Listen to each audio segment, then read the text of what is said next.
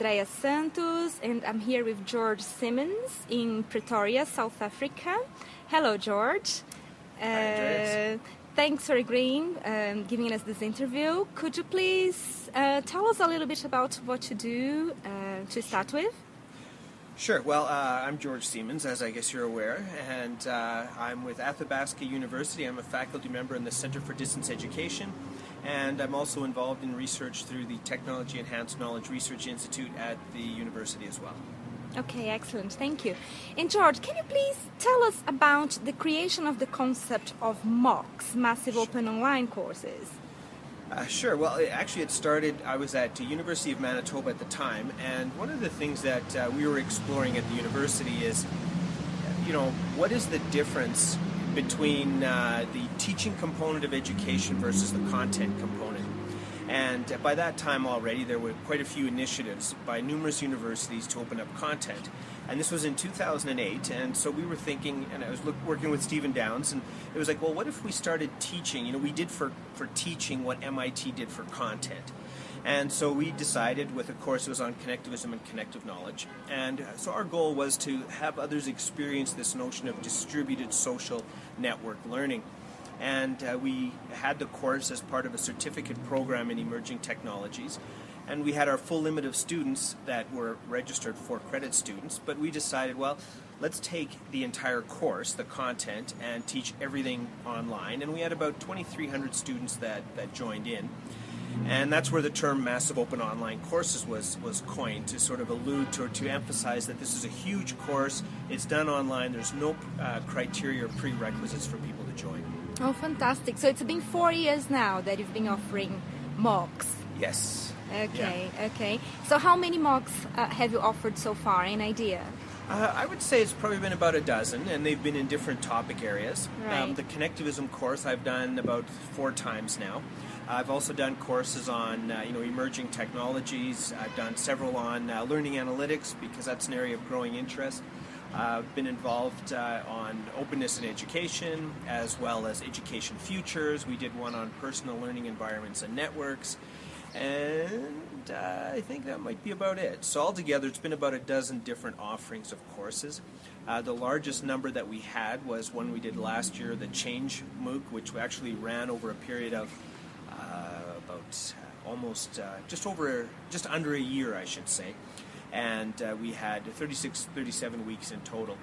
So we've taken different formats. We've run some that have been very short, only about 4 to 6 weeks, and we've run some that have been much longer, ongoing. So with each issue, or each time we run one of these courses, we try to look at what are different ways of experimenting. We've experimented with the duration of content. We've experimented with a lot of guest speakers. We've experimented with different kinds of content formats versus different kinds of learner creation formats. So we're always trying to play with a different model, or take what we did previously and try and fix some of the errors that we noticed arising. Oh, fantastic.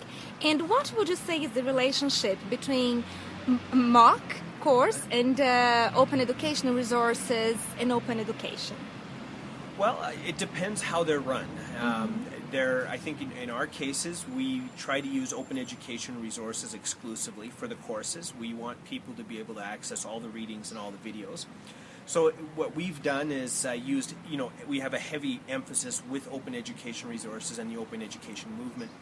But there have been more recently open online courses that have been run by larger university systems, in particular the system of Stanford with the Coursera project, and it's now got well over a dozen universities involved. Then there's the Udacity initiative, which is also an open online course as well.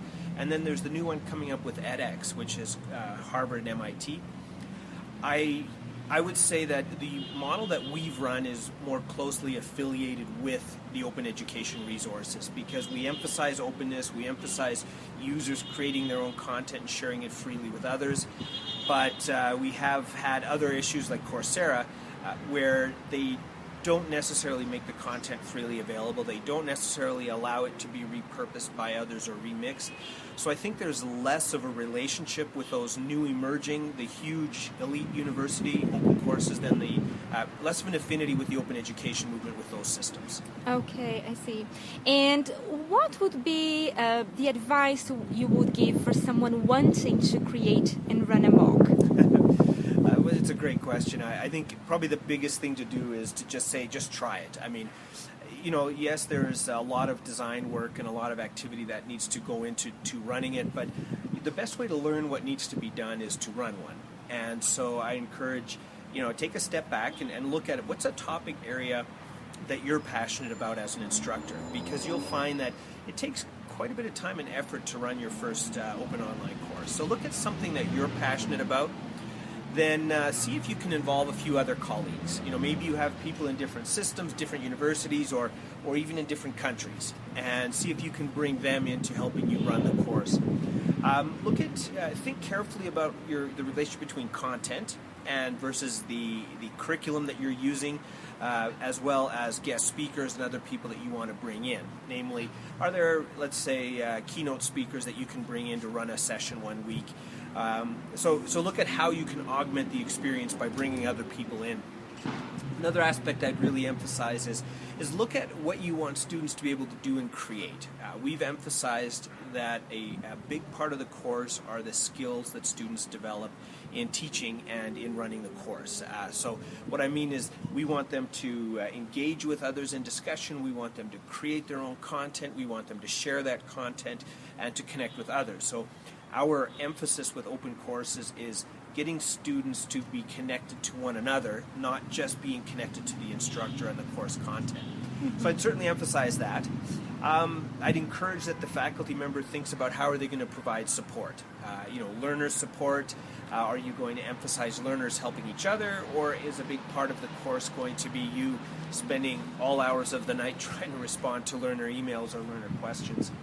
Another thing I'd emphasize is expectations.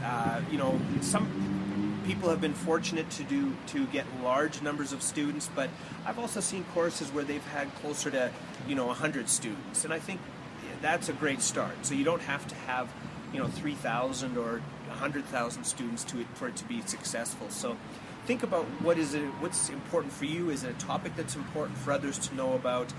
Can you allocate the time to design it well, bring in guest speakers? Can you provide support for students or encourage student support? Are you going to be able to assess it, or how are you going to assess it? So these are all different questions that you ask as you start. And also as you begin the open course, make sure you emphasize to students that things will change. If students are used to a course where everything is fully planned and fully designed before they arrive, then help them sort of understand that that's not necessarily the way it's going to go. What happens early on in the course, the first few weeks, will help the instructor design what's going to happen later on in the course. So, encourage students to recognize that it's an experience that's going to change and evolve as the course develops. Oh, that sounds great. Really exciting.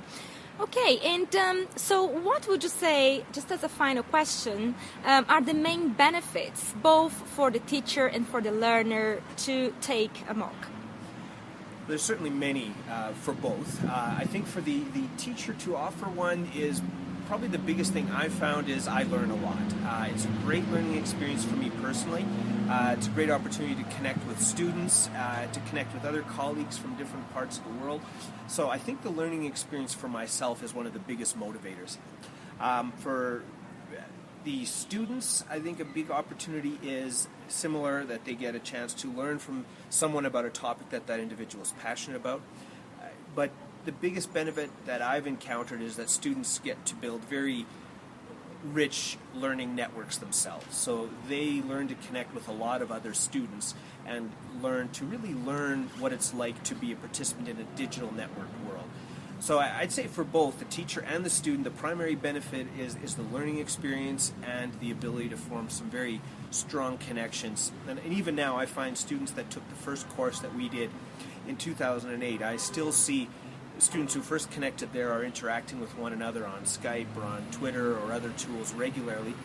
In some cases, one of the group of students that took the course with us, they eventually ended up publishing a few peer review articles together as a group, and another group I know started teaching their own course as well. So I think those are probably the biggest benefits, is just the opportunity to experience, what's learning like when it's network driven, when we're using a variety of different technologies, when students and educators really exhibit their creativity more so than a regular structured classroom allows. Excellent. Well, that's it from me, George. Is anything else you'd like to add or any message you'd like to give?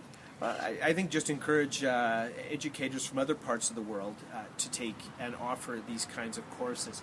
Most of the ones I've been involved with now have been sort of North American or Canadian, U.S. or European focused. I think it would be great to see these kinds of courses offered in Latin American countries, to be offered in African countries, and to bring other people into it. So you don't want education to just be something that you're importing. You also want to export from your own country's different values and different attitudes. So I think that would probably be one of the strongest things to encourage people in the open education movement, is to start offering open courses wherever you are from your perspective, from your part of the